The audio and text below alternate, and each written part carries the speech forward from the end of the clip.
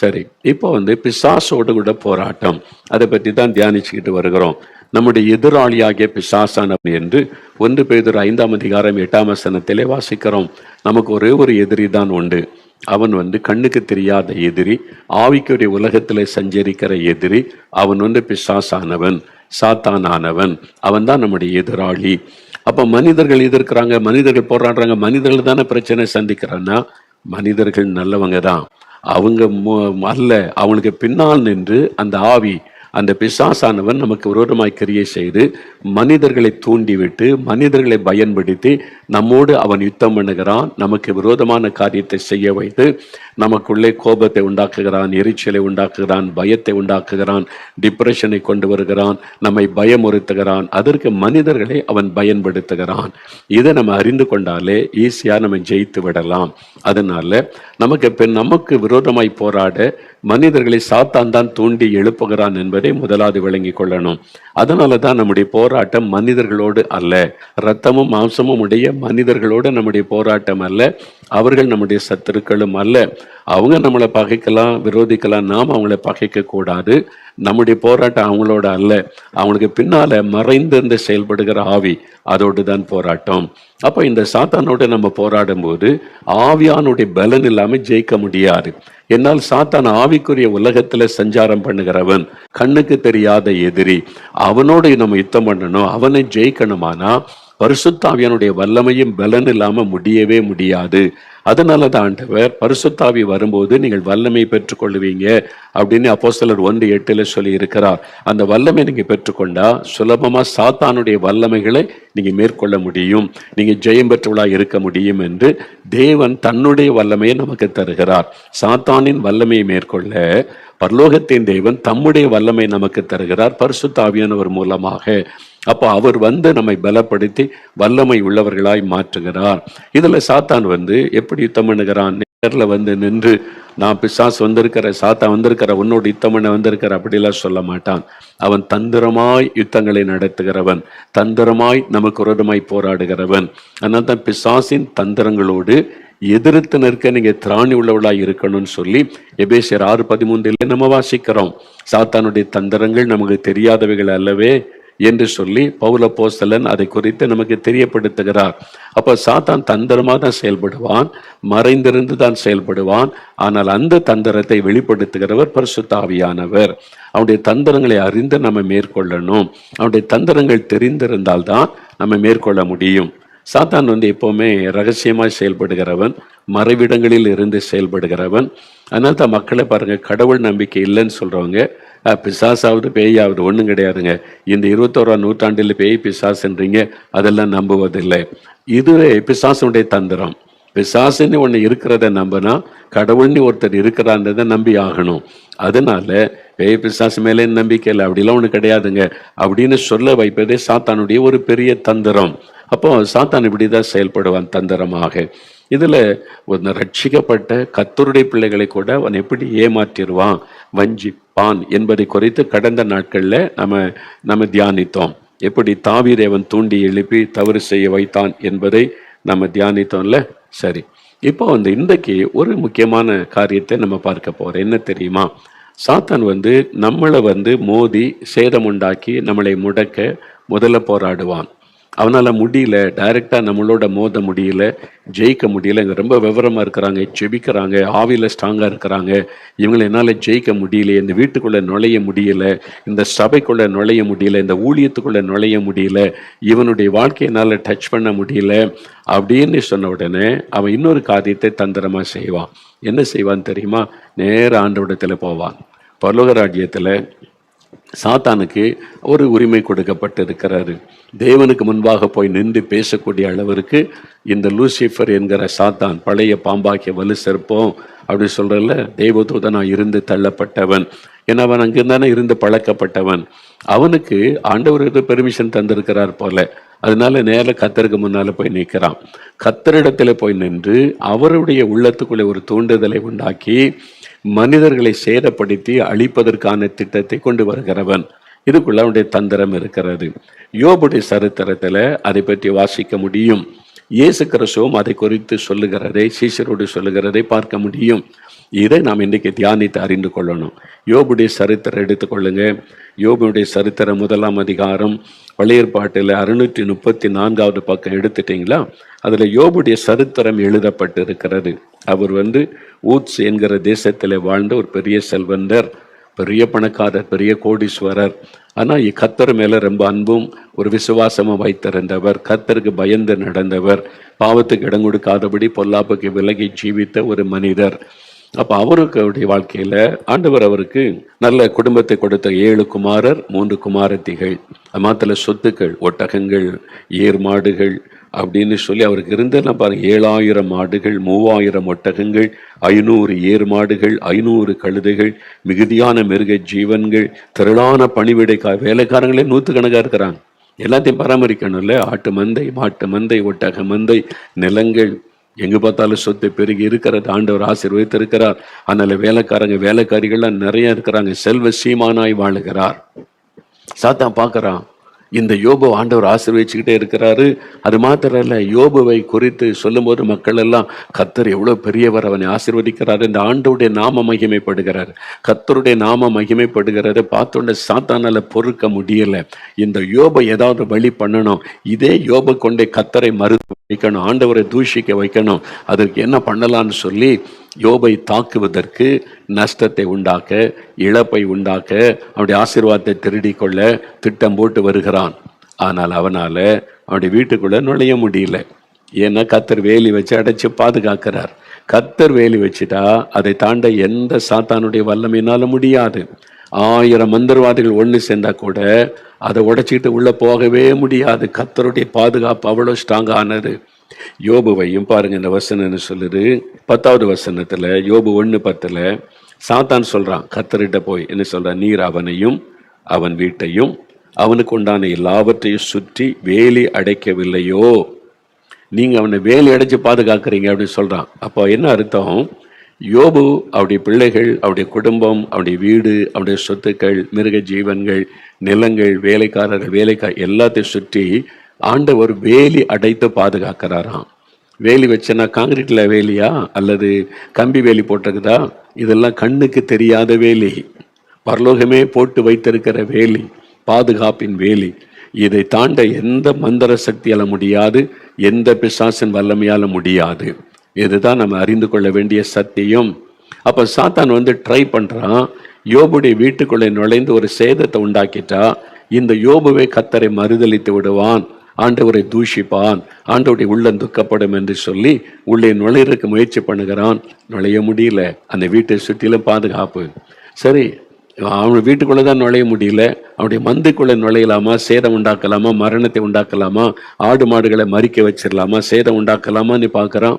உள்ள போக முடியல. அங்கேயும் ஆண்டோடைய வேலி இருக்கிறாரு.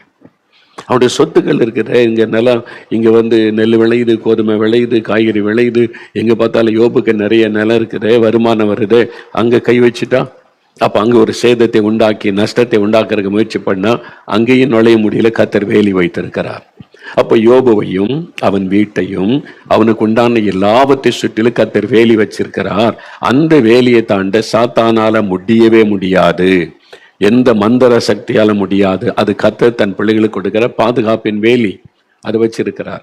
நம்முடைய கண்களால பார்க்க முடியாது, சாத்தானுக்கு தெரியும் அந்த வேலி. அதனால சாத்தான் பார்க்கறான், யோபுவை டச் பண்ண முடியல, எல்லா விதத்துல முயற்சி பண்ணியாச்சு, வீட்டுக்குள்ள நுழைய முடியல, அவனுடைய வயல் நிலங்களுக்குள்ள போக முடியல, மந்தைக்குள்ள நுழைய முடியல, எல்லாம் கர்த்தர் வேலி வச்சு பாதுகாக்கிறாரு. இந்த யோபு மூலமா கர்த்தருடைய நாமம் தூஷிக்கப்படணும், இவனை ஆண்டவரை மறுதலிக்கணும். என்ன செய்யலாம்? சேதம் உண்டாக்குனா ஒரு பிரச்சனை வந்துட்டா அது நடக்கும், ஆனா அதை கொண்டு வர முடியலையே. அப்ப சாத்தான் பார்க்கிறான், இந்த வேலி வச்சது கர்த்தர், நேர அவர்கிட்ட போகலான்னு சொல்லி ஒரு நாள் கர்த்தருடைய சமூகத்தில் நிற்கிறான். பார்த்தீங்களா, ஒரு நாள் தேவபுத்திரர் கர்த்தருடைய சந்நிதியில் நின்ற போது சாத்தானும் அவர்கள் நடுவிலே நின்றான். சாத்தானும் நடுவில் நிற்கிறான், பரலோகத்துல தேவனுடைய சிங்காசனத்துக்கு முன்பாக. இப்போ ஆண்டவர் அவனை பார்க்கிறார். அவனை பார்த்து சொல்றார், கர்த்தர் சாத்தானை பார்த்து, நீ எங்கே இருந்து வருகிறாய் என்றார். சாத்தான் கர்த்தருக்கு பிரதியுத்தரமாக, பூமி எங்கும் உலாவில் அதில் சுற்றி திரிந்து வருகிறேன். சாத்தான் சுற்றி திரிகிறவன், பூமி எங்க சுற்றி திரிகிறான். அப்படியே பார்க்குறான், யாரை பிடிக்கலாம், யாரை ஜெபிக்கிறாங்க, யார் ஊழியம் செய்கிறாங்க, யார் இயேசுவை மகிமைப்படுத்துகிறாங்க, அவங்கள எப்படி தாக்கலாம், நஷ்டம் உண்டாக்கலாம், வியாதியை கொண்டு வரலாம், சுற்றி திரிகிறான். அப்படியே பார்க்குறான், யார் மூலமா இயேசு மகிமைப்படுகிறாரோ அவங்கள கை வைக்கணும், அவங்க மூலமா இயேசுவுக்கு அவமானத்தை கொண்டு வரணும்னு சுற்றி தெரிந்து பார்க்கிறான். பூமி எல்லாம் சுற்றி தெரிந்தான். இப்போ அவன் யாரை குறித்த எண்ணத்தோடு பரலோகத்துக்கு வந்திருக்கிறான் தெரியுமா? இந்த யோபுவை சோதிக்கணும், இல்லை யோபு மூலமா ஆண்டவரை துக்கப்படுத்தணும். அப்போ யோபுவை டச் பண்ணணுமானா ஆண்டவர் வேலி வச்சுட்டாரு, அவர் பெர்மிஷன் இல்லாம தொட முடியாது. அப்போ அந்த வேலியை எடுக்கணும்னா கர்த்தரால தான் முடியும். அதனால தேவ சமூகத்துல நிக்கிறான். அப்போ ஆண்டவருக்கு தெரிஞ்சுட்டு இவன் எதுக்காக வந்திருக்கிறான் அப்படின்னு. அவர் எல்லாவற்றையும் அறிந்த ஒரு தேவன். அப்ப பாருங்க, கர்த்தர் சாத்தானை நோக்கி, நீ என் தாசனாகிய யோபின் மேல் கவனம் வைத்தாயோ? யோபு குறித்து பேச வந்திருக்கிறான். யோபுவை டச் பண்ண முடியலையே, யோபுவை வச்சு ஆண்டவரை தூஷிக்க வைக்க முடியலையே, யோபுவை சுத்தில பாதுகாப்பு இருக்குது, அதை போய் பரலோகத்துல போய் ஆண்டவட்டத்துல தான் இதை குறித்து பேசணும். தந்திரம், சாத்தானுடைய தந்திரம் நிற்கிறான். கர்த்தர் அறிஞ்சிட்டார். அப்ப ஆண்டவரை கேட்க சாத்தானை நோக்கி, என் தாசனாகி யோபின் மேல் கவனம் வைத்தாயோ? உத்தமனும் சன்மார்க்கனும் தேவனுக்கு பயந்து பொல்லாப்புக்கு விலகிறவனுமாய் இருக்கிற அவனை போல் பூமியில் ஒருவனும் இல்லை. ஆண்டவர் யோபை குறித்து சாட்சி கொடுக்கிறார். யோபு ஒரு நீதிமான், சன்மார்க்கன், அவன் பொல்லாப்புக்கு விலகிறவன், தெய்வ பயமுள்ளவன், அவனை போல பூமியில யாருமே இல்லை. அதுதான் சாத்தானுக்கு கோபம். இவங்க உள்ள சாட்சியா இருக்கிறானே, இவர் மூலமா இயேசு கர்த்தர் மகிமைப்படுகிறாரே, கர்த்தருடைய வல்லமை வெளிப்படுகிறதே, இவன் மூலமாகவே கர்த்தருக்கு அவமானத்தை கொண்டு வரணும்னு தான் நின்று பேசுகிறான். கர்த்தருக்கு தெரிஞ்சுட்டு இவன் எதுக்கு வந்திருக்கிறான்னு சொல்லி. இப்போ அவன் கர்த்தர்கிட்ட என்னன்னு சொல்றான் பாருங்க, யோபு விருதாவாகவா தேவனுக்கு பயந்து நடக்கிறான்? ஒரு கேள்வி கேட்கிறான். நீங்க அவனை ஆசீர்வதிச்சிருக்கிறீங்க, அவனை பாதுகாக்கிறீங்க, வேலி அடைச்சிருக்கிறீங்க, செய்ததெல்லாம் வாய்க்க பண்ணி பெருக பண்ணிக்கிட்டே இருக்கீங்க. அதனால தானே கர்த்தர் நல்லவனை துதிக்கிறான், புகழுகிறான், ஆராதனை செய்கிறான். கொஞ்சம் என்கிட்ட விட்டு பாருங்க, கொஞ்சம் நான் அவனை கை வைத்து அவனுக்கு உண்டானதெல்லாம் எடுத்துட்டேன்னு வைங்க, உண்மை மறுதளிச்சிருவான், உண்மை தூஷிப்பான். சாத்தான் பாருங்க தந்திரமா பேசுகிறான். ஆண்டவர் உடனே சொல்றார், என் தாசனாகி யோபு அப்படிப்பட்டவன் அல்ல, நான் யோபுவை நம்புகிறேன், என் மேல் அவன் வைத்திருக்கிற அன்பு பெரிது, விசுவாசம் பெரிது, ஒரு நாளும் இந்த உலக காரியத்துக்காக என்னை மறுதளிக்க மாட்டான், என்னை விட்டு விலக மாட்டான். கர்த்தர் யோபை குறித்து சாட்சியா பேசுகிறார். உடனே சாத்தான் கேட்டாரான் பாருங்க, நீங்க எனக்கு ஒரு அனுமதி கொடுங்க, நான் அவனுடைய வாழ்க்கையில சில ஆசீர்வாதத்தை பிடிங்கிடுறேன், அது எடுக்கப்பட்ட போயிட்டா யோபு மறுதளிச்சிருவான். கர்த்தர் சொல்ல அப்படிலாம் கிடையாது, இனி எல்லாத்தையும் எடுத்தா கூட யோபு மறுதளிக்க மாட்டான், என் மேல அவன் அன்பு வைத்திருக்கிறான், உலகத்துள்ள பொருட்களை காட்டில என்னை நேசிக்கிறான். பார்க்கலாமா? பார்க்கலாம். சவால். இவ 2 பேருக்கும் பரலோகத்துல வாக்குவாதம் நடந்து சாத்தான் ஆண்டவருடைய உள்ளத்தை தூண்டி விட்டு ஒரு சவாலுக்கு இழுத்து யோபை வச்சுதான் சவால் நடக்குது. யோபை வச்சுதான் கர்த்தரும் பேசுகிறார், சாத்தானும் பேசுகிறான். சரி, அப்ப ஆண்டவர் சொல்றாரு, சரி யோபு கையில இருக்கிறான்ல, நீ செஞ்சுக்க. ஆனா ஆண்டவர் என்ன சொல்றாரு பாருங்க, கர்த்தர் ஒரு சோதனை இந்த மாதிரி சாத்தான் தந்திரமா சோதிப்பதற்கு நிற்கும் போது ஆண்டவர் என்ன சொல்றாரு பாருங்க, 12ஆம் வசனத்துல, கர்த்தர் சாத்தானை நோக்கி, இதோ அவனுக்கு உண்டானவைகள் எல்லாம் உன் கையில் இருக்கிறது, அவன் மேல் மாத்திரம் உன் கையை நீட்டாதே என்றார். அப்பொழுது சாத்தான் கர்த்தருடைய சந்ததியை விட்டு புறப்பட்டு போனான். இப்ப ஆண்டவர் சொல்றார், அவனுக்கு உண்டான எல்லாம், அவனுடைய சொத்துக்கள், அவனுடைய வேலைக்காரர்கள், பிள்ளைகள் எல்லாம் அவன் கையில இருக்கிறப்பா, வேலை எடுத்துட்டேன், விட்டு கொடுத்துட்டேன், யோபு மேல மட்டும் கை வைக்க கூடாது. அதாவது பாத்தீங்களா, ஆண்டவர் சாத்தானுக்கு ஒரு அனுமதி கொடுக்கிறார், ஒரு சவாலை ஆண்டவர் ஏற்றுக்கொள்ளுகிறார். சாத்தான் விடுகிற சவாலை ஏற்றுக்கொள்ளுகிறார். யோபை குறித்து கொடுக்கப்பட்ட சவால், உங்களை குறித்தும் என்னை குறித்தும் கூட சவால் உண்டாகும். ஆண்டவர் சவால் விடுவார். சாத்தான் தூண்டி எழுப்பி நம்மை சோதிப்பதற்காக உத்தரவை பெற்றுக்கொண்டு வருவான். நல்ல மறைந்தராதங்க, தந்திரமாய் வருவான். அதனால சத்துரு சோதித்திட தேவ உத்தரவுடன் வருவான் அப்படின்னு ஒரு அழகான பாட்டை பரிசுத்தவான் எழுதி வச்சிருக்கிறாங்கல்ல. சத்துரு சோதித்திட தேவ உத்தரவோடு வருவான். இப்போ தேவனுடைய உத்தரவோட யோபுடைய வாழ்க்கைக்குள்ள சாத்தான் நுழைகிறான். இப்ப ஆண்டவர் வேலையை எடுத்து விட்டுட்டார். ஓகே, யோபு மட்டும் தொடக்கூடாது, கண்டிஷனோட தான் ஆண்டவர் சொல்லுகிறார். சாத்தானுக்கு ரொம்ப சந்தோஷமாயிட்டு, யோபுவை கொண்டே கர்த்தரை மறுதளிக்க வைக்கணும் அப்படின்னு சொல்லி நீங்க பாத்தீங்கன்னா ஒரே நாள்ல அவனுடைய சொத்துக்கள் எல்லாம் எடுக்கப்படுகிறார். Just one day. காலையில பெரிய செல்வ சீமான், மாலையில பார்த்தா ஒண்ணுமே இல்லை, எல்லாத்தையும் சாத்தான் எடுத்துட்டான். விபத்தை உண்டாக்குகிறான், திருடர்களை கொண்டு அடுத்தவங்களை கொண்டு களவாட வைக்கிறான், பெரிய சேதத்தை உண்டாக்குகிறான், எல்லாம் போய்விட்டு. வேலைக்காரிகள் இழந்துட்டாங்க. 10 பிள்ளைகள் ஒரே நாளில்.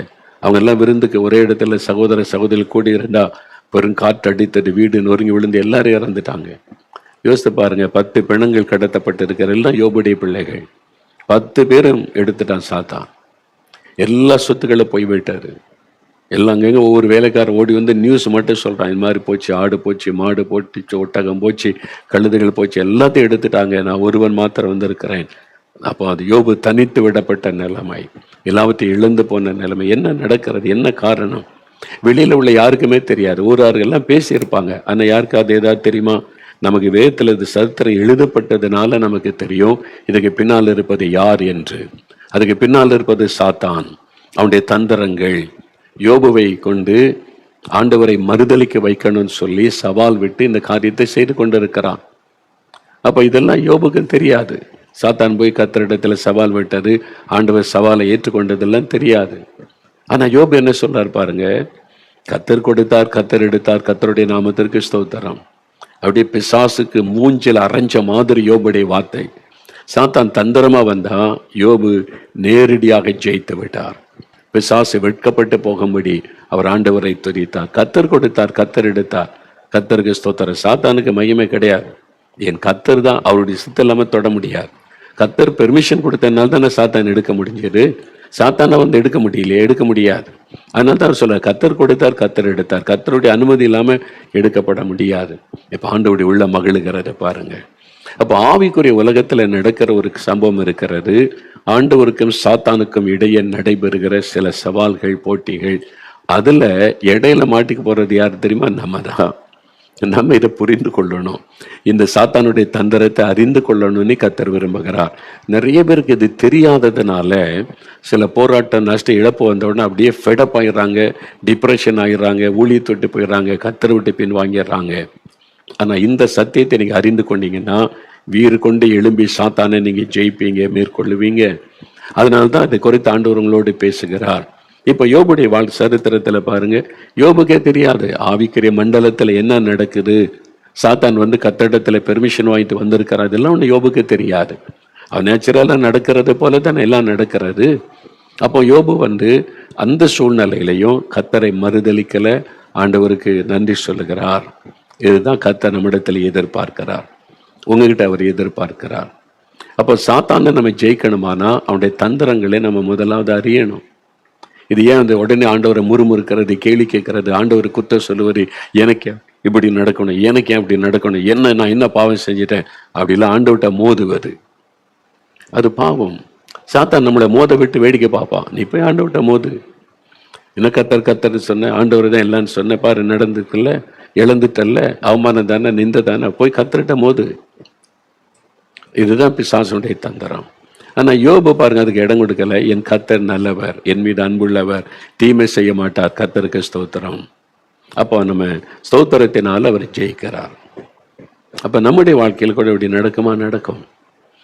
டிஜேஸ் தினகரன் உங்களுக்கு தெரியும்ல, நம்ம கண்ணால பார்த்த நம்முடைய தேசத்துல மிகுந்த வலிமையாய் பயன்படுத்தப்பட்ட தேவ மனிதர். லட்சக்கணக்கான மக்களை மூலமா ரட்சிக்கப்பட்டாங்க. இப்பவும் எங்க போனாலும் அவங்களால ரட்சிக்கப்பட்ட மக்களை சந்திக்க முடிகிறது. அவங்களே சொல்லுவாங்க, பிரதர் தினகரன் அவங்க கூட்டத்துல தான் நான் ரட்சிக்கப்பட்டேன், இயேசுவை ஏற்றுக்கொண்டேன்னு சொல்லக்கூடியவங்க பல லட்சங்கள் இருக்கிறாங்க. ஆனா அப்படி மகிமையாய் ஊழியம் நடந்து கொண்டு வந்த அந்த சமயத்துல ஒரு விபத்து ஏற்படுகிறது. அந்த விபத்துல அவருடைய மகள் மரிக்கிறாள். நம்ம எல்லாருக்கும் தெரிந்த ஒரு காரியம். அவருடைய மகள் மரித்து போகிறாள். பிரதர் சிஸ்டர்லாம் காயப்பட்டு ஆஸ்பத்திரியில் வைக்கப்பட்டு இருக்கிறாங்க. நிறைய பேருக்கு கொஸ்டின், ஏன் ஒரு ஊழியக்காரனுடைய மகள் இப்படி ஒரு விபத்துல மரிக்கணும், ஏன்? பல கேள்விகள். ஆளாளுக்கு ஒன்று சொல்றது, எழுதுறது, ஒரு ஏற்கனவே காயப்பட்ட உள்ளத்துல ஈட்டினால மறுபடியும் குத்தி காயப்படுத்துறது, இதெல்லாம் செஞ்சாங்க அந்த காலத்துல, நடந்தது. இது ஏன் நடந்துச்சு, அதனால இதனால, ஆளுக்கு ஒரு காரணம் சொன்னாங்க. ஆனா உண்மை என்ன இருக்கு பின்னால இருப்பது? சில வருடங்களுக்கு பிறகு பிரதர் தினகரன் அவங்களே அந்த காரியத்தை குறித்து அறிந்து பேசினாங்க. என்ன சொன்னாங்கன்னா, அவங்களும் சோர்ந்துட்டாங்க. அவங்களுக்கு கேள்வி, அவங்களும் மனுஷன் தானே, அவங்களும் அப்படிதான், நானும் சாதாரண ஒரு மனுஷன்தான், ஆண்டவர் கிருபையை பயன்படுத்த, அப்படிதான் பிரதர் சொல்லுவாங்க. அப்ப அவங்களுக்கும் ஒரு பல கேள்விகள். ஏன் ஆண்டவர், இனிமேல் நான் இப்போ எப்படி போய் இயேசு நல்லவர், அன்புள்ளவர், உங்களை நேசிக்கிறார், ஆசீர்வதிப்பார், பாதுகாப்பான்னு எப்படி நான் பிரசங்கம் பண்றது? என் குடும்பத்தையே நீங்க காப்பாத்தல, என் மகளையும் நீங்க காப்பாற்றல, எல்லாரும் பரிகாசம் பண்ற அளவுக்கு காரியம் நடந்துகிட்டு இருக்குது. இனிமே எப்படி இப்ப நான் உண்மை குறித்து நான் பேச முடியும், மக்கள் மத்தியில நிற்க முடியும் என்பதாய் சோர்ந்துட்டாங்க. ஆனா ஆண்டவர் மேல உள்ள அன்பு போகல. தினம் அவ்வளோ அடிபட்டு காயப்பட்டு அதோடு கூட வீட்டில் இருந்தாலும் ஜெபம் பண்ணுவாங்களே, காலையில குடும்ப ஜெபம், சகோதரி பால் எல்லாம் சேர்ந்து குடும்பமா ஜெபம் செய்வாங்களா, தவறாம பாட்டு பாடி வசன வாசி குடும்ப ஜெபம். அது ஆண்டவர் மேலுள்ள அன்பை அவங்க விட்டு விடவில்லை, இழந்து போகவும் இல்லை. ஆனா பல கேள்விகள் உள்ளத்துல, ஏன் இன்னும் எப்படி நான் ஊழியம் செய்யறது, எப்படி போய் நான் மற்றவங்கள்ட்ட பேச முடியும் என்பதை போல. அப்போ ஒரு சமயம் அவங்க குடும்ப ஜெபத்தில் உட்கார்ந்திருக்கும் பொழுது ஆவியானவர் பலமாய் இறங்கினார். பரிசுத்த ஆவியானவர் இறங்கினார். இறங்கி அவளை நிரப்பின போது ஆண்டவர் பேச ஆரம்பித்தார். ஆவியானவர் மூலமாக தானே அவர் பேச ஆரம்பித்தார். அவர் சொன்னார், என் மகனை தினகரன், சாத்தான் வந்து என் சமூகத்தில் நின்று உன்னை குறித்து சவால் விட்டான். ஆண்டவர் தெளிவாய் என்ன நடந்தது என்பதை அன்றைக்கு தான் ஆண்டவர் பேசினார். சாத்தான் என் சமூகத்தில் வந்து நின்று யோபை குறித்து சவால் விட்டதை போல என்னிடத்தில் உன்னை குறித்து சவால் விட்டான். ஏன்னா உன் மூலமாய் திரள் கூட்ட மக்கள் ரட்சிக்கப்படுறாங்க. என் பக்கம் வர்றதுனால சாத்தானால பொறுக்க முடியல. அவன் உன்னை தாக்குவதற்கு, உன் குடும்பத்தை தாக்குவதற்கு முயற்சி பண்ணி அவனால முடியல. ஜெபங்கள் பாதுகாக்கிறது, ஜனங்கள்லாம் ஜெபிக்கிறாங்க, அதை வைத்து உனக்கு பாதுகாப்பு கொடுத்திருக்கிறேன்.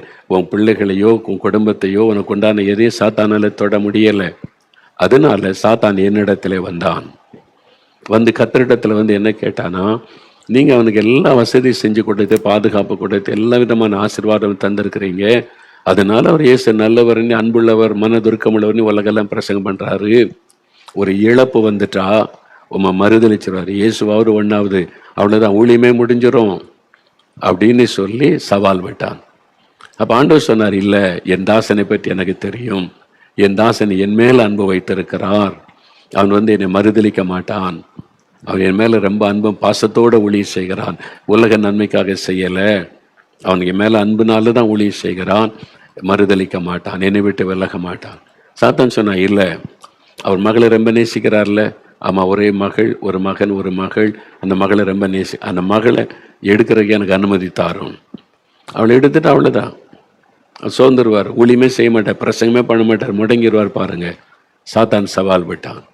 ஆண்டவர் சொன்னார், இல்ல, ஒரே மகளை எடுத்தாலும் என் ஊழியத்தை என் மகன் செய்வான், என்றால் தன் மகளை விட என்னை அவன் நேசிக்கிறான், அதை விளங்க பண்ணுவான், செய்வான். இல்ல, அப்படி இல்லை, வாக்குவாதம். ஆண்டவருக்கு சாத்தானுக்கு நடக்கிறார். எப்படி யோபு சரித்திரத்தில் பேசுறாங்கல்ல, அதே மாதிரி. அப்ப என்கிட்ட விடுங்க, அவங்களை என் கையில் கொடுங்க, அவங்களுடைய மகளை எடுக்க உத்தரவு கொடுங்க. ஆண்டவர் சொன்னார், சரி, ஓகே, நீ மகளை மட்டும் எடுக்கலாம், என் ஊழியக்காரியை தொடக்கூடாது. அதனால அவ்வளோ பெரிய விபத்தில் காயங்களோடு அவங்க தப்பிச்சாங்க. மகள் மாத்திரம் எடுத்துக்கொள்ளப்பட்டாள்.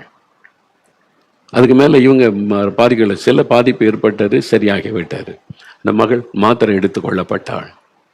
இப்ப ஆண்டவர் அந்த இறங்கி வந்து தினகரனோடு சொல்லுகிறார், என் மகனே, சாத்தான் வந்து சவால் விட்டான் உன்னை குறித்து, நான் அதை ஏற்றுக்கொண்டேன், ஏற்றுக்கொண்டதுனால நான் அனுமதி கொடுத்தேன், அவனுக்கு ஒரு அனுமதி கொடுத்தேன் உன் மகளை எடுத்து கொள்வதற்கு. நீ சோர்ந்து போக மாட்ட, என்னை மறுதளிக்க மாட்ட, நீ முன்னை விட அதிகமா என் நாமத்தை மகிமைப்படுத்த ஊழியம் செய்வ அப்படின்னு சவால் விட்டு இருக்கிறேன். உன்னை குறித்து நான் சாத்தாடத்துல சவால் விட்டு இருக்கிறேன்.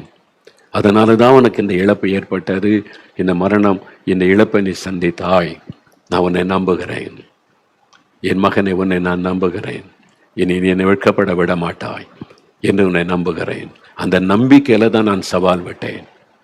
அந்த வார்த்தை கேட்ட உடனே பிரதர் தினகரன் அவங்க கண்ணீரோடு சொன்னாங்க, ஆண்டவரே, உம்மை நான் அவமானப்பட விட மாட்டேன், சாத்தான் ஜெயிக்க விட மாட்டேன், நான் உம்மை நேசிக்கிறேன், நான் முன்னிலும் அதிகமா ஊழியம் செய்வேன், நீர் அன்புள்ளவர், மனதுருக்கமுள்ளவர், ஆசீர்வதிக்கிறவர், பாதுகாக்கிற தேவன் என்று முன்னில் அதிகமா நான் பிரசங்கம் பண்ணுவேன், சுவிசேஷத்தை அறிவிப்பேன், ஊழியத்தை நான் அதிகமாய் செய்வேன் என்று தன்னை அர்ப்பணித்து கொண்டாங்க. அதன் பிறகுதான் அவங்க திடன் பெற்று எழும்பி மறுபடியும் ஊழியம் செய்ய ஆரம்பிச்சாங்க. அப்ப ஏன் இந்த மரணம் நடக்கிறது, ஏன் இந்த இழப்பு வருகிறது? ஆவிக்குரிய உலகத்திலே ஒரு காரியம் நடக்கிறது. சாத்தான் ஆண்டவருடைய சமூகத்தில் போய் நின்று தேவ பிள்ளைகளை குறித்து சவால் விடுகிறான், உத்தரவு கேட்கிறான். அவருடைய ஆண்டோடைய உத்தரவு இல்லாமல் தொட முடியாது. நல்லா அறிந்து கர்த்தருடைய உத்தரவு இல்லாமல் தொட முடியாது. நான் அதை விசுவாசிக்கிறேன். சாத்தான் என்னை தொடணும், எனக்கு ஒரு ஆபத்தை உண்டாக்கணும், எனக்கு அழிவு உண்டாக்கணும், ஆனால் பரலோகத்தின் அனுமதி இல்லாமல் செய்யவே முடியாது. என்னால் அவர் எனக்கு பாதுகாப்பு தருகிறார். நம்முடைய ஜெபம், நமக்காக மற்ற மக்கள் ஜெபிக்கிற ஜெபம் பாதுகாப்பான வேலியாக அது இருக்கிறது. அதை தாண்டி சாத்தானால வர முடியாது, மந்திரவாதத்தால் வர முடியாது, பில்லி சூனியத்தால் அதனால தான் எத்தனையோ பேர் மந்திரவாதம் பண்றாங்க, பில்லி சூனியம் பண்றாங்க. தொட முடியல, பாதிக்க முடியல. கொஞ்சம் மோதி பார்ப்பான், சில காரியத்தை ஆண்டவர் அனுமதிப்பார். இந்த அளவுக்கு போ, இதுக்கு மிஞ்சி போகாதுன்னு சொல்லி. நீங்க பாருங்களேன், சாத்தான் இப்போ தினகரன் ஜெயித்து மறுபடி சுவிசேஷத்தை அறிவித்து சாத்தானுக்கு அவமானத்தை கொண்டு வந்தாங்க, ஆண்டவருக்கு மகிமை கொண்டு வந்தாங்க. அப்ப நம்ம வாழ்க்கையில தெய்வ பிள்ளைகள் ஆண்டவரை பின்பற்றி நம்ம ஜெபிக்கும் போது எழுப்புதல் ஜெபிக்கிறோம், சுவிசேஷம் அறிவிக்கிறோம், ராஜ்யத்தை கட்டுகிற பணி செய்கிறோம். ஏன் இந்த மாதிரிலாம் நடக்குது அப்படின்னா, பின்னால் இருக்கிற காரியம் சாத்தானுக்கு சில சமயம் அனுமதி கொடுக்கப்படும்.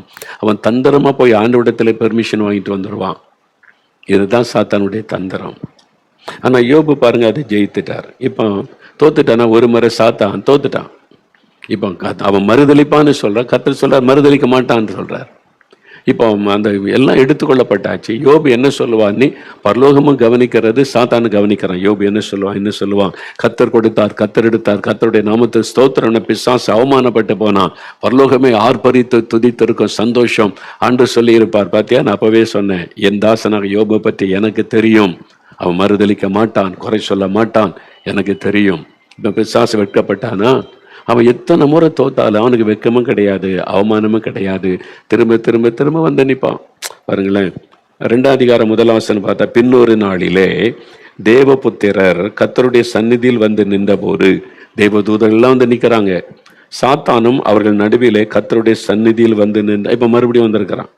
பின்னொரு நாள், முதல்ல தோத்து போயிட்டு அவமானப்பட்டு போனான், அதோட ஓடி போக வேண்டியதானே, திரும்ப வந்துட்டான். இதான் பிசாசு, திரும்ப திரும்ப திரும்ப வருவான். நம்ம தான் சோர்ந்து போறாங்க, அவன் சோர்ந்தே போறதில்லை. தோத்தாலும் சோர்ந்து போறதே கிடையாது. அதனால நம்மளும் சோர்ந்து போகக்கூடாது. பிசாசு என்னதான் பண்ணாலும் சோர்ந்து போகக்கூடாது. நம்ம ஆண்டவரை துக்கப்படுத்திடக்கூடாது, ஆண்டவருக்கு ஒரு அவமானத்தை கொண்டு வந்துடக்கூடாது. சரியா? அதுதான் நம்ம இந்த சத்தியத்தில் அறிந்து கொள்ளணும். சாத்தான் மறைந்திருந்து செயல்படுகிறவன், தந்திரமாய் செயல்படுகிறவன், அதை நம்ம அறிந்து கொள்ளணும். இப்ப மறுபடியும் வர்றான். இப்ப வந்த உடனே கர்த்தர் சாத்தானை பார்த்து, நீ எங்கே இருந்து வருகிறாய் என்றார். சாத்தான் கர்த்தருக்கு பிரதியுத்தரமாக, பூமியில் எங்கும் உலாவி அதில் சுற்றி தெரிந்து வருகிறேன். மறுபடியும் அதே காரியம் சொல்றான். அப்பொழுது கர்த்தர் சாத்தானை நோக்கி, நீ என் தாசனாகிய யோபின் மேல் கவனம் வைத்தாயோ? உத்தமனும் சன்மார்க்கனும் தேவனுக்கு பயந்து பொல்லாப்புக்கு விலகுகிறவனுமான மனுஷனாகிய அவனை போல பூமியில் ஒருவனும் இல்லை. இப்ப எதுக்காக திருப்பி வந்திருக்கிறான்றதை கர்த்தர் அறிஞ்சிட்டார். மறுபடியும் யோபை குறித்து பேசதான் இவன் வந்திருக்கிறான் அப்படின்னு அறிந்து கொண்டனால ஆண்டவரை பேசுகிறார். என்ன சொல்றாரு, முகாந்தரம் இல்லாமல் அவனை நிர்மூலமாக்கும்படி நீ என்னை ஏவின போதிலும் அவன் இன்னும் தன் உத்தமத்திலே உறுதியாய் நிற்கிறான் என்றார். சாத்தானே, நீ தான் ஏவின, என்ன சவால் விட்ட, முகாந்திரமே இல்லை, ஒரு காரணம் இல்லை, அவன் தப்பே பண்ணல, பாவமே செய்யல, ஆனா அவனை நீ வேதனைப்படுத்தவும் அவனை நிர்மூலமாக்கும்படி என்னை நீ ஏவின. நான் சவாலை ஏற்றுக்கொண்டேன், ஆனாலும் அவன் இன்னும் தன்னுடைய உத்தமத்திலே உறுதியா நிற்கிறான். பாத்தியா? ஆண்டவர் சந்தோஷமா சொல்றார். பிசாசு தோல்வியை ஒத்துக்கவே மாட்டான். பார்த்துக்கிடுங்க, தோல்வியை ஒத்துக்கவே மாட்டான். பிசாசு இருக்கானே, தோத்து போனவன் தோல்வியை ஒத்துக்க மாட்டான். அவன் தான் ஜெயித்த மாதிரி பேசுவான். பார்த்தீங்களா, உலக நாடுகளே பாருங்களேன், சில லீடர்ஸ் எல்லாம் ஃப்ராடு பண்ணி ஏமாற்றி தாங்கள் வெற்றி பெற்றதாக, அங்கே அந்த தேர்தலை வெற்றி பெற்ற மக்கள் சப்போர்ட்லாம் எனக்கு தான் இருக்கிற மாதிரி வீரம் பேசுவான். நல்லா பார்த்தீங்கன்னா தோத்து போனவங்க, நிறைய சர்வாதிகாரி ஆட்சி பண்ணவெல்லாம் பாருங்களேன், நிறைய நாடுகள் அப்படிதான்.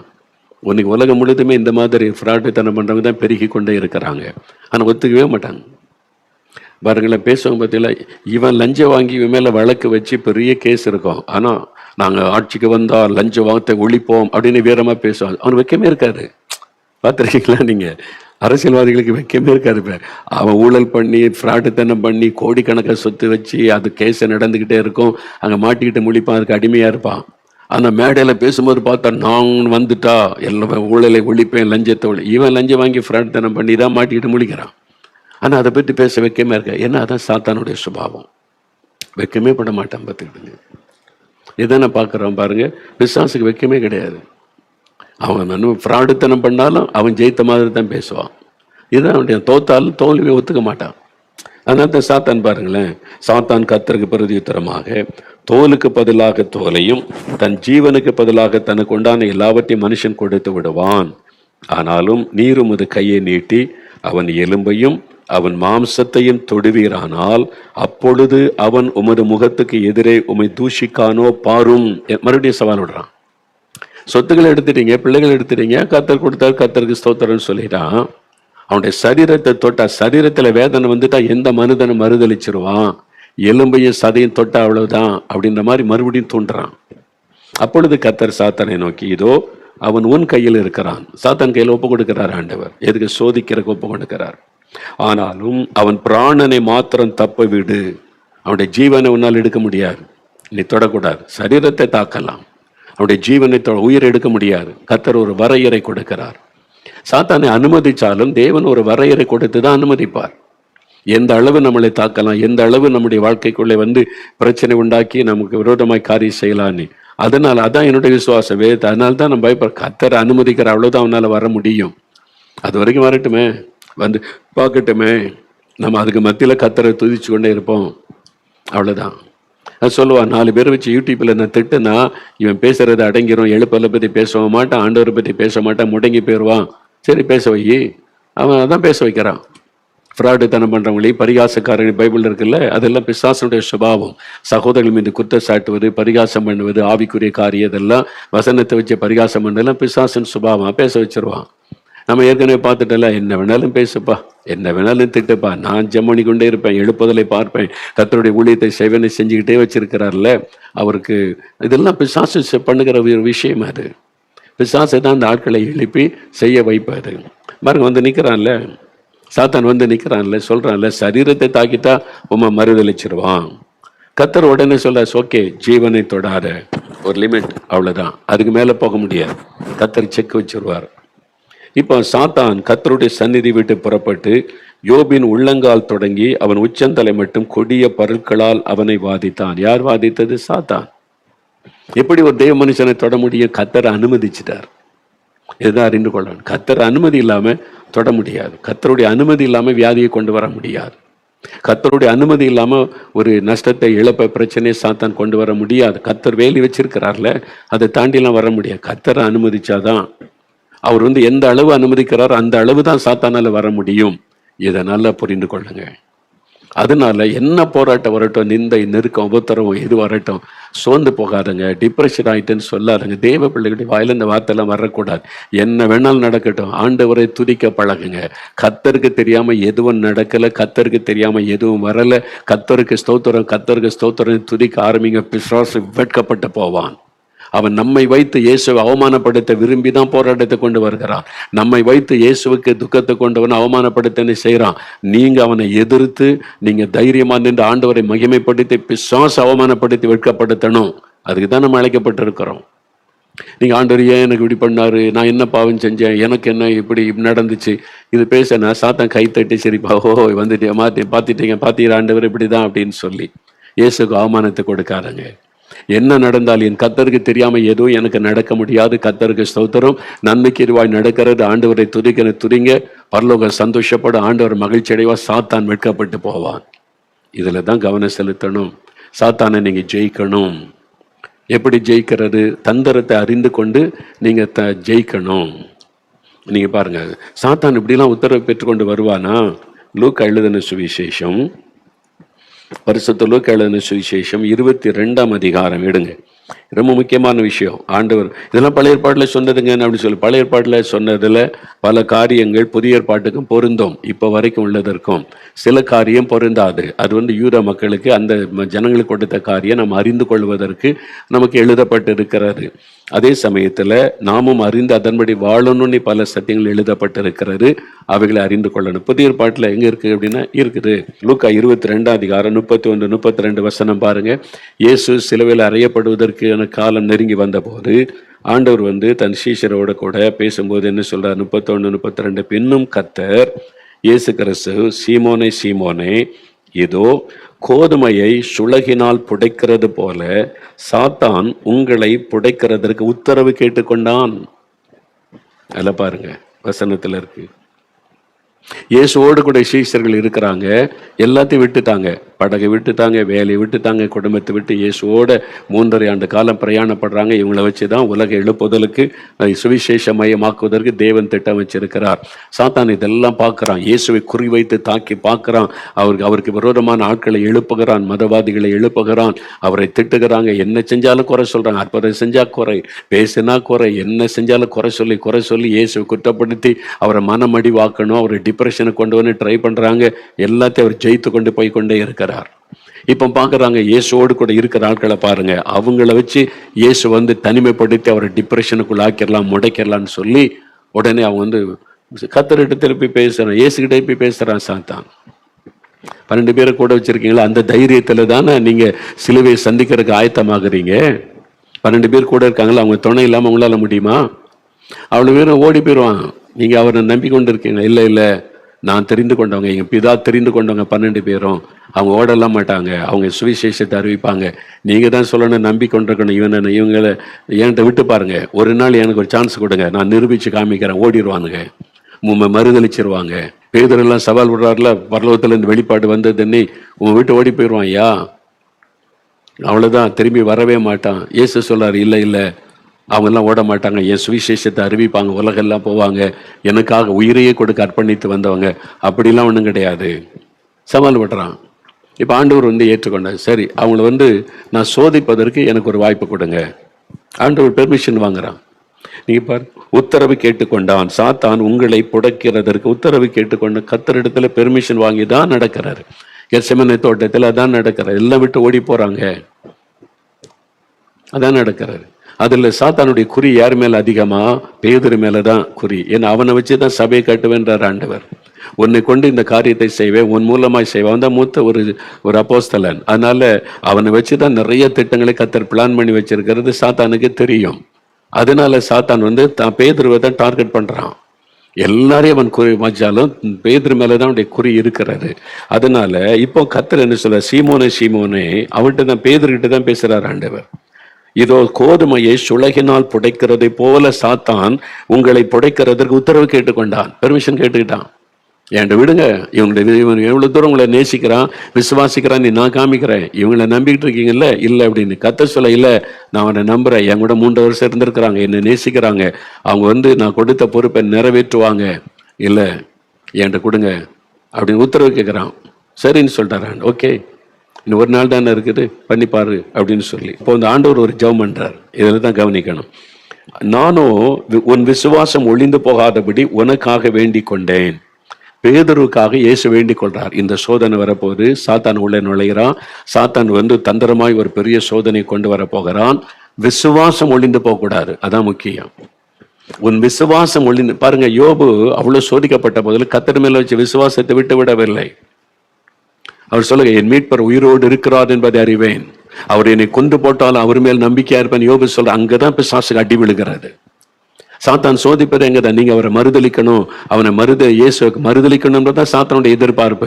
நீங்க சொல்ல, என் இயேசு நல்லவர், நன்மை செய்கிறவர், உயிரோடு இருக்கிறார், என்னோடு இருக்கிறார், அதை சொல்ல சொல்ல சொல்ல பிசாசுக்கு வெட்கம், பிசாசுக்கு அவமானம், பிசாசுக்கு அடி விழும். அதுதான் ஆண்டவர் எதிர்பார்க்கிறார். நீங்க அப்படிதான் பிசாசை ஜெயிக்கணும். இங்க பாருங்க, ஆண்டவருடனே உன் விசுவாசம் ஒளிந்து போகாதபடிக்கு நான் வேண்டிக் கொண்டேன். ஆனால் தான் உபத்திரப்படுறவங்களுக்கு நம்ம என்ன வேண்டிக் கொள்ளணும், விசுவாசத்தை அவங்க விட்டுறக்கூடாது. ஆண்டவரே, விசுவாசத்தில் உறுதியா இருக்குன்னு செபிக்கணும். நைஜீரியாவில் கிறிஸ்தவங்க கொல்லப்படுறாங்க, வடகொரியாவில் கிறிஸ்தவங்க ஜெயிலில் சித்திரவதை பண்ணப்படுறாங்க, இது மாதிரி சீனாவில் கிறிஸ்தவங்க கொல்லப்படுறாங்க, பல தேசங்கள்ல கிறிஸ்தவங்களுக்கு அவமானம், கொல்லப்படுறாங்க, ரத்த சிந்துறாங்க, பாடுபடுறாங்க. நம்ம அவங்களுக்காக ஜெபிக்கும் போது என்ன ஜெபிக்கணும்? மணிப்பூர்ல போடப்பட்ட போது என்ன ஜெபம்? விசுவாசம் ஒளிந்து போகாதபடி ஜெபிக்கணும். அதான் இயேசு கற்றுக் கொடுத்தது. விசுவாசத்தை மட்டும் அவங்க விட்டுறக்கூடாது. ஆண்டவர் மேல இருக்கிற விசுவாசம், ஆண்டவரை மறுதளிச்சு போயிடக்கூடாது. விசுவாசத்தை விட்டுவிட இந்த ஜெபத்தினாலதான் பேதுரு காப்பாற்றப்படுகிறார். அதனால்தான் பேதுருக்கு இயேசுவை 3 முறை மறுதளிச்ச போதிலும் அவர் மனம் கசந்து அழுத மனந்திருமை என்ன காரணம்? இயேசுவனுடைய ஜெபம். அதனாலதான் நம்ம ஜெபிக்கணும் சொல்றோம். ஆனா சில சோம்பேறி ஊழியக்காரங்களுக்கு ஜெபத்தை பற்ற உணர்வே இல்லை. அது பிசாசு பயன்படுத்துகிற பாத்திரமா சில ஊழியர்கள் மாறி போயிட்டாங்க. ஜெபம் தேவையில்லை, ஜெபம் தேவையில்லை. இயேசுவே சொல்றாரு, உனக்காக நான் ஜெபிக்கிறேன் பேதுரு, உன் விசுவாசம் ஒளிந்து போகாதபடி. இதெல்லாம் இயேசு நம்ம கற்றுக் கொடுத்த பாடம். அதனால தான் உபத்திரப்படுற கிறிஸ்தவங்களுக்கு நம்ம ஜெபிக்கும் போது ஆண்டவரே உங்க விசுவாசத்தை விட்டுவிடக் கூடாது, பலப்படுத்த, விசுவாசத்துல உறுதியா இருக்கணும்னு நம்ம ஜெபிக்கணும். புரிஞ்சதா? அதனால நீங்களும் விசுவாசத்துல உறுதியா, உங்க விசுவாசத்தை தான் பிசாசை டச் பண்ணுவான். ஆண்டவரை மறுதலிக்க, ஆனால் தான் அவர் மனுஷகுமாரன் வரும்பொழுது விசுவாசத்தை காண்பாரோ. கடைசி காலத்துல வரக்கூடிய போராட்டமே விசுவாச போராட்டம் தான். அதனாலதான் ஆண்டவர் சொன்னார், பத்திரிகையில வாக்குத்தத்த செய்தி எழுது, விசுவாசிகளை பலப்படுத்த, விசுவாசத்துல உறுதியா நிக்கணும்.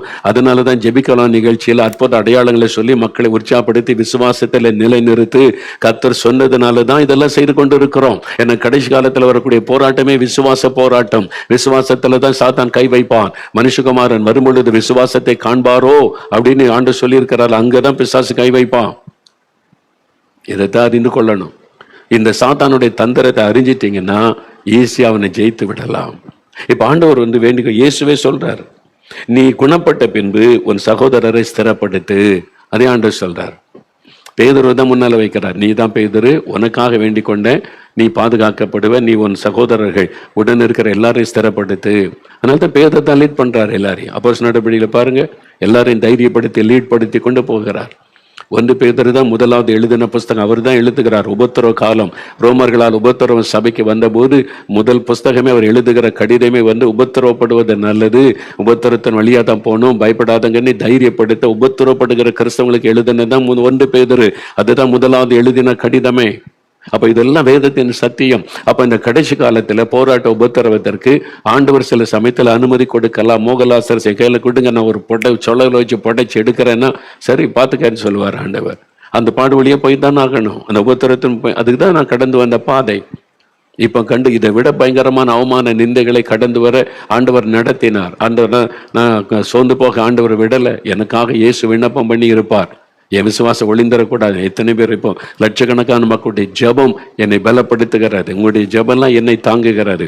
அதனால சாத்தான் எத்தனை போராட்டம் கொண்டு வந்தாலும் தைரியமாய் முன்னேறி செல்ல முடிகிறது. அப்ப சாத்தான் தந்திரமா தான் வருவான். அவன் கர்த்தரிடத்துல போய் பெர்மிஷன் வாங்கிட்டு வருவான் உங்களை சோதிக்க.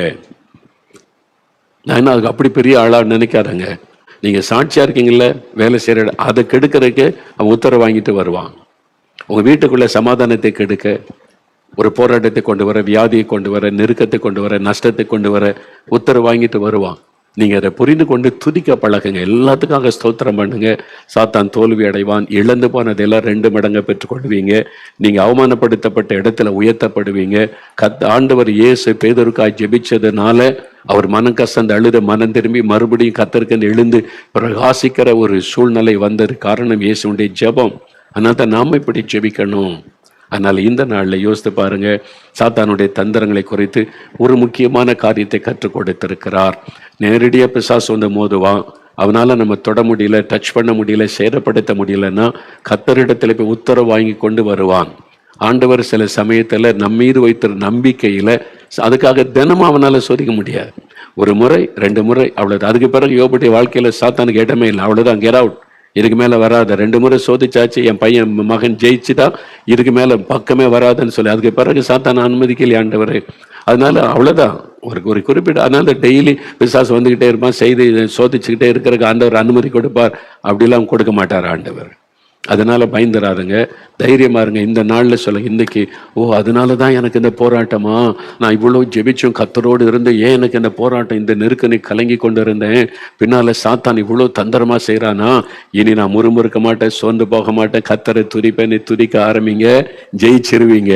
சாத்தான் தோத்துருவான், இழந்து போனதை திரும்ப பெறுவீங்க. சூழ்நிலையை நீங்க துதிக்க ஆரம்பிச்ச உடனே அட்மாஸ்பியரே மாறிடும். இப்ப இருக்கிற போராட்டம் எல்லாம் விலகிறோம். அதுக்குதான் ஆண்டவர் காத்து கொண்டு இருக்கிறார். துதிக்கிறீங்களா?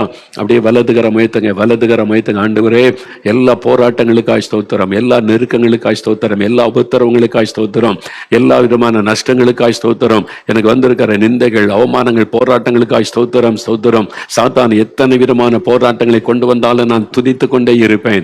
உம்முடைய சித்தத்திற்கு என்னை அர்ப்பணித்துக் கொண்டே இருப்பேன். ஒரு நாள் சாத்தான் எதிர்பார்க்கிற காரியத்திற்கு நான் இடம் கொடுக்க மாட்டேன். முறுமுறுப்புக்கோ, கேள்வி கேட்பதற்கோ, உம்மை தூஷிப்பதற்கோ இடம் கொடுக்க மாட்டேன். பொல்லாத பிசாசனுடைய தந்திரங்களை இயேசுவின் நாமத்தில் நான் ஜெயிக்கிறேன், இயேசுவின் நாமத்தில் நான் மேற்கொள்ளுகிறேன். இதோ இயேசுவின் நாமத்தில் எனக்கு ஜெயம் கொடுக்கிற தேவனுக்கு ஸ்தோத்திரம், ஸ்தோத்திரம், ஸ்தோத்திரம். இயேசுவின் நாமத்தில் நான் ஜெயம் எடுக்கிறேன், இயேசுவின் நாமத்தில். ஆமென், ஆமென்.